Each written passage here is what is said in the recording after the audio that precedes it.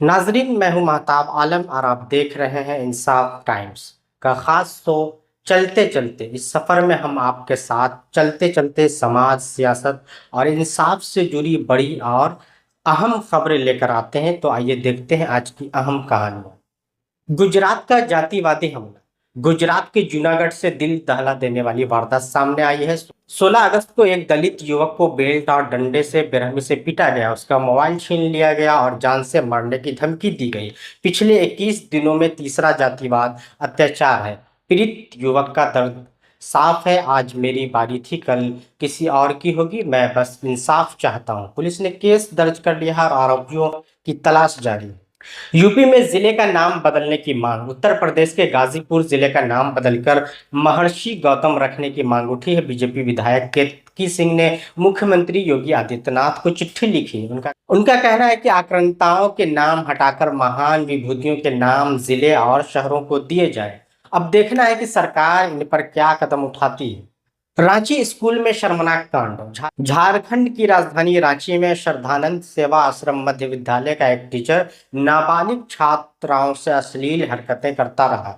आरोप है कि वह बच्चियों को प्रेम जाल में फंसाकर अश्लील चैट, वीडियो कॉल और यहां तक कि होटल ले जाकर शोषण करता था। सबसे चौंकाने वाली बात, प्रिंसिपल ने आरोपी को सिर्फ सिर्फ चेतावनी देकर मामला दबाने की कोशिश की। शिकायत झारखंड महिला आयोग तक पहुंची है। अब सवाल है कि बच्चों की सुरक्षा की गारंटी आखिर कौन लेगा।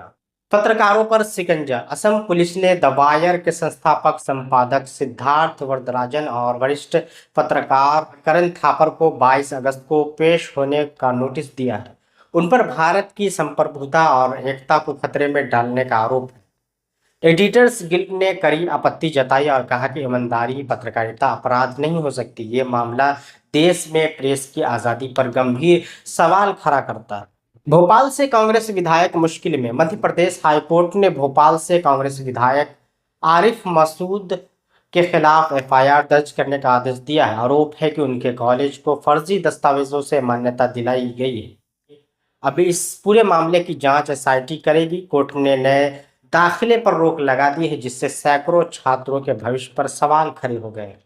राजस्थान में मीट व्यापारियों का मामला। कोटा में मीट व्यापारियों को लाइसेंस न देने के मामले पर राजस्थान हाईकोर्ट ने सख्ती दिखाई है।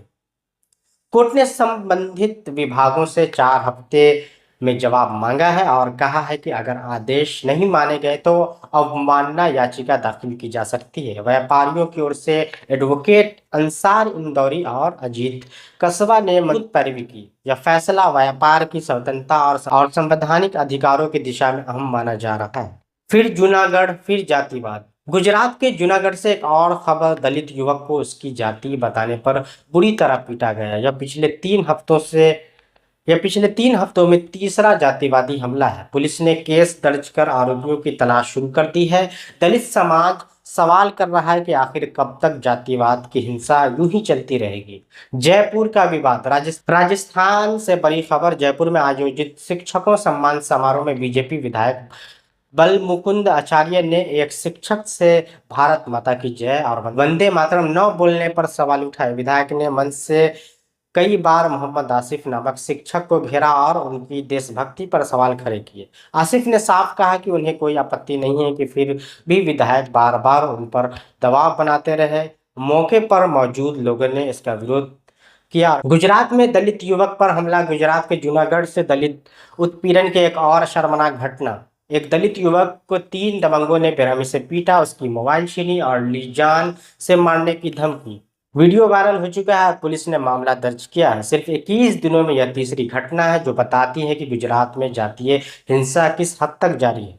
राहुल गांधी की यात्रा, वोटर लिस्ट का मामला। बिहार के रोहतास में राहुल गांधी की वोटर लिस्ट अधिकार यात्रा के दौरान अचानक नया विवाद। चपला गांव की रंजू देवी ने राहुल से कहा कि उनके परिवार के 6 लोगों का नाम वोटर लिस्ट से काट दिया गया है, लेकिन बाद में उन्होंने कहा गांव के सचिव ने उन्हें बहला फुसलाकर राहुल गांधी के सामने भेजा, जबकि असलियत यह है कि उनका नाम लिस्ट से कटा नहीं था। हालांकि यात्रा के दौरान कई लोगों ने सच में शिकायत दर्ज कराई है कि वोटर लिस्ट में से नाम हटाए जा रहे हैं।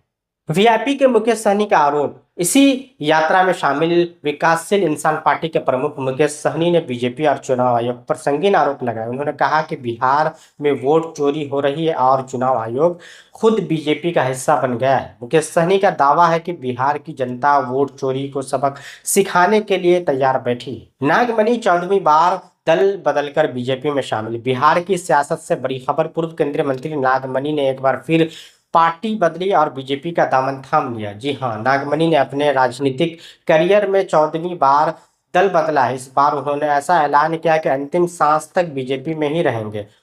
उनकी पत्नी सुचित्रा सिन्हा भी भाजपा में शामिल हुई हैं। नागमणि का कहना है कि अब कोई दल बदलना नहीं, बस बीजेपी को मजबूत करना है।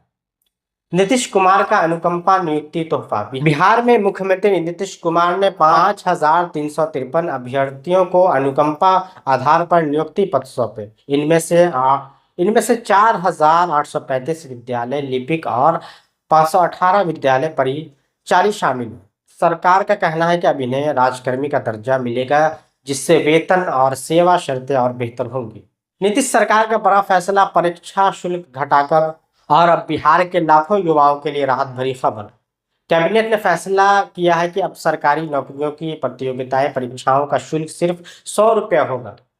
मुख्य परीक्षा की फीस पूरी तरह माफ कर दी गई है। इतना ही नहीं, शिक्षकों की पुरस्कार राशि भी दोगुनी कर दी गई है। साथ ही पर्यटन को बढ़ावा देने के लिए राजगीर और वैशाली में 5 स्टार होटल और रिजॉर्ट खोलने का भी ऐलान किया गया है। समस्तीपुर की शर्मनाक वारदात। बिहार के समस्तीपुर से इंसानियत को झकझोर देने वाली वारदात सामने आई है। शिवाजी नगर थाना क्षेत्र में कृष्ण जन्माष्टमी का प्रसाद लेकर एक नाबालिग लड़की के साथ गांव के ही 6 युवकों ने गाछी में ले जाकर सामूहिक दुष्कर्म किया। पुलिस ने तत्परता दिखाते हुए एक आरोपी को गिरफ्तार कर लिया है, जबकि बाकी फरार हैं। पीड़िता की मां का आरोप है कि दबाव बनाने की कोशिश भी की जा रही है। फिलहाल पीड़िता का मेडिकल कराया गया है और पुलिस बाकी आरोपियों की तलाश में छापेमारी कर रही है। एक बार फिर सवाल उठता है कि बेटियां गांव कस्बे में भी आखिर कब तक असुरक्षित रहेंगी।